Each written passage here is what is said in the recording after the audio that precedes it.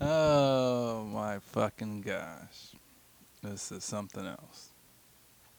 I have to give a small laugh because I'm laughing at the Trump administration, especially President Trump's campaign, because they lost a close one. President Biden, or excuse me, President elect Biden, right now they're showing that he's got 290 electoral votes because he won Pennsylvania, he won Michigan, Wisconsin, and Arizona. That was a big one. I was a little surprised that Arizona even went to Biden. I thought, there's no chance in hell. That's just a pipe dream that they keep on hoping. Oh, maybe he'll get Arizona, but he's still ahead. So he eked out a close one, and it's looking like even Georgia's not called yet. And it's perfectly understandable that President Trump is saying, "Oh, let's uh, get the lawyers out and let's go get recounts and let's go and take this to court because I don't want to concede." And that is perfectly legitimate because the race is close in several of these states. So if there was incorrect counts the first time and they recount and then some of these votes go to President Trump, then he could win in some of these states and win. Because that's one big problem we have with our electoral system. Now, if it's a 2% margin of victory within either candidate, that shit should just automatically go to recount. Let's recount it. It's a close race. Let's just make sure that who we're claiming as the victor is actually the victor. Because sometimes it doesn't matter who wins, especially in the presidential race. President Trump or Vice President Biden, they're both going to do the same shit. They're both not going to do much with COVID. Both not going to do anything with the jobs program. They're both not going to do anything with healthcare. They're not. Neither of them going to implement single payer healthcare. Neither of them going to do any of the major and substantial changes necessary. They're not. They haven't. They ran on absolutely nothing, and that's absolutely what they're going to give us.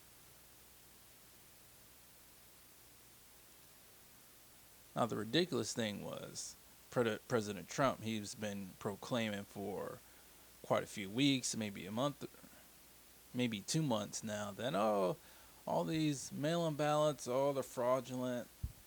They're if I lose, it's going to be all fraudulent, and of course that's absolutely ridiculous because it wasn't fraudulent in 2016 when he won three states. What was it? Wisconsin, Michigan, and Pennsylvania by like 60,000 votes between all three of them. So whenever he won all these close races, it wasn't any fraudulent activities going on with absentee ballots or just regular walk-in ballots. We just go in and walk in on election day or early voting. But now that he's trailing, there's all sorts of fraudulent activities going on and nothing's legitimate. So he's just being a fucking hypocrite. That's ridiculous, but that's President Trump, and that's what he does is proclaim ridiculous statements a lot.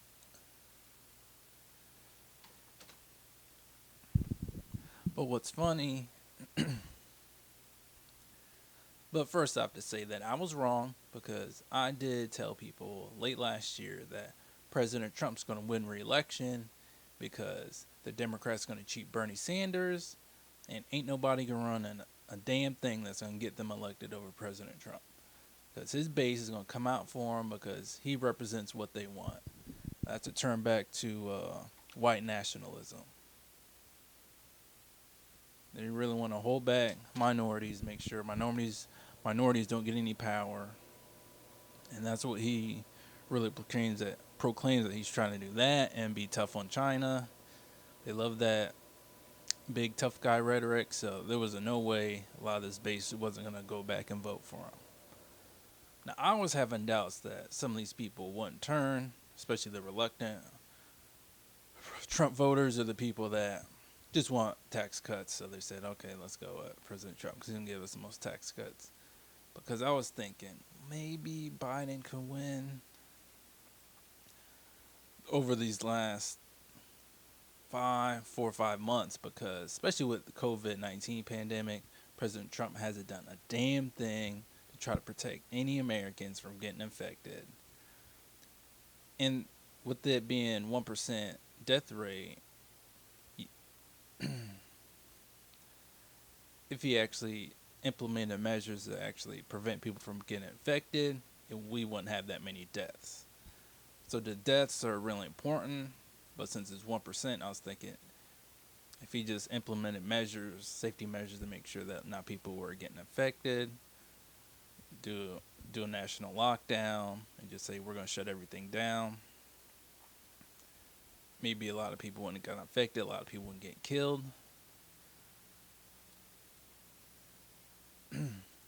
So that would have been way better for his chances of being reelected. And that's really the key. That if in February he just came out and said, you know what, all these health experts are saying this COVID-19 is serious. It's going to be something we really need to deal with. So what we're going to do is we're going to give everybody health care. President Trump could have been like, you know what I think we're going to do? We're going to give everybody big, beautiful health care. I talked about giving everybody big, beautiful health care in 2016, and right now is the time to do it. We want to make sure that nobody gets sick. If we do single payer health care, nobody will get sick, and everybody will be just fine, and this COVID-19 will go away.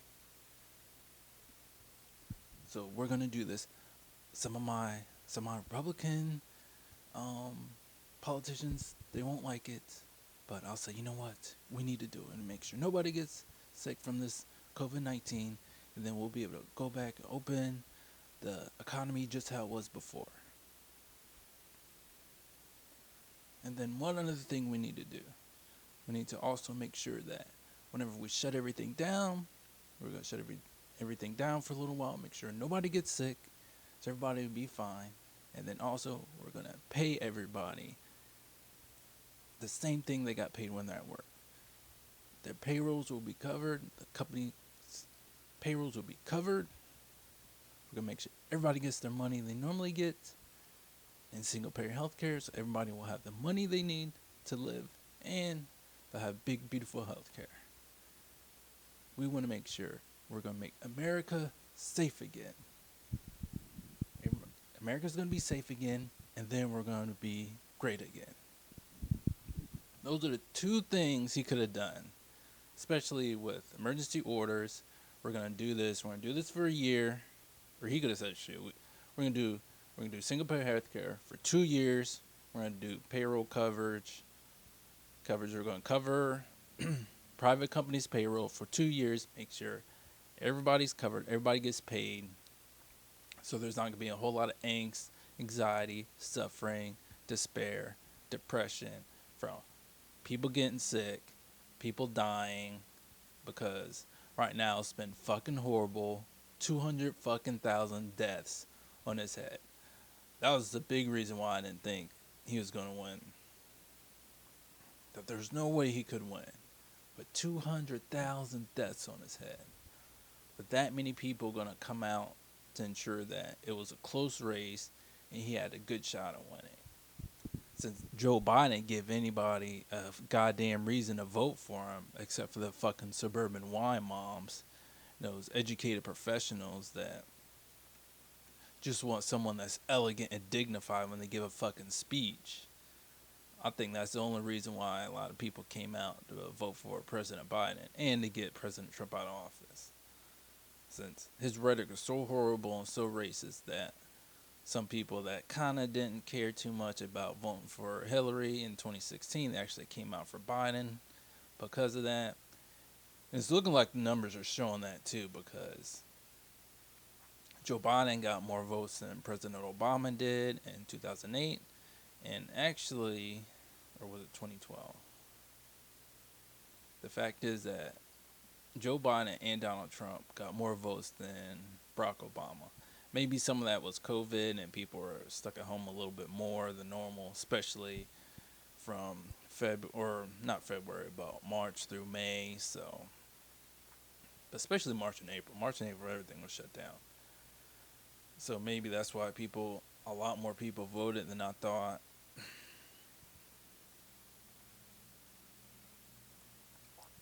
But the matter of the fact is, President Trump had an easy way. It was, in some ways, I'd say it was a little easier for him to win this election versus last time, or versus Hillary being able to have an easy one last time.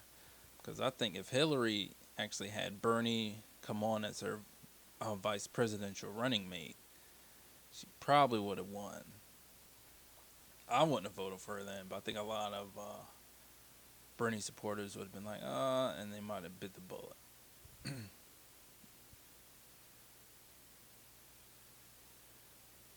But the sheer fact that President Trump didn't say, you know what, we're just going to give everybody single payer health care. We're going to cover payrolls, make sure everyone gets a paycheck as long as the government shut down, and make sure no businesses collapse because it's either, especially small businesses. But just cover payroll, especially. Make sure everybody has a paycheck. Everybody gets single payer health care. He could have won this shit in the landslide. It wouldn't have been even close. This shit would have been a foregone afterthought. President Trump and the Republican Party would have been dancing in their shoes, and they would have been celebrating another 4 years. And it had been well deserved because they weren't going to implement no single payer health care no time fucking soon. Because them and the Democrats are both bought off by the big pharma and the healthcare industry. So it really would require a pandemic of epic proportions for them to even think about doing it. Just the fact that they haven't done it just tells you we still need a revolution. And the fact that people by the tens of thousands, I've seen a couple news articles about how thousands of people are going in the streets and celebrating that Joe Biden won, or more likely that President Trump lost. This is a fucking shame. Because President Trump hasn't really done much different legislatively than former President Obama. They both did the same shit. They both ensured that fracking continued. They both ensured that the military industrial complex kept flowing. These interventionist wars kept going. These wars of white imperialism just kept going strong. They both ensured that the minimum wage didn't go up. They didn't do anything for a jobs bill. They didn't do any big infrastructure spending to create jobs for poor and working class people. They both ensured that big companies are still outshoring and shipping out jobs overseas. All the major they both ensured that the criminal justice system stayed inherently corrupt and racist. And a lot of other core issues that really harm poor and working class people are still intact, just as they were back when Barack Obama was in office, and it's the same as when President Bush was in office, and a lot of this stuff was still the same as when President Clinton was in office, because both parties are one and the same. They're both bought by the big corporations, and they don't work for me or you. They work for them. And this shit's been going on for the past 40 plus years. Yeah, President Trump will not be in office in 2021, but we the people didn't get a goddamn thing for it. So there's no fucking reason to celebrate, and there's no reason to congratulate Joe Biden, because he won saying not a damn thing about helping me or you out at all. So the game plan should be the same. We just need to keep um, protesting and hitting the streets and doing direct action, because just going to them and saying, hey, we want you to implement these policies like single payer health care, a jobs program, rent moratorium, etc., they're not going to do a goddamn thing about that shit.